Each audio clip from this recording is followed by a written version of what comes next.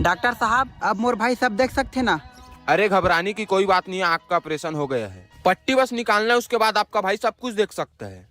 अखियों के झरोखों से मैंने देखा जो। रुको जरा, सब्र करो। अब धीरे धीरे आँख खोलो।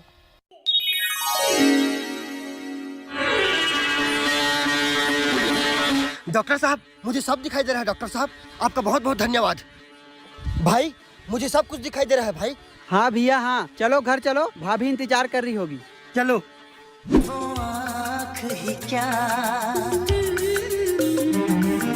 जाओ भाई, भाभी इंतजार कर रही है। तेरी सूरत। वाह दीदी।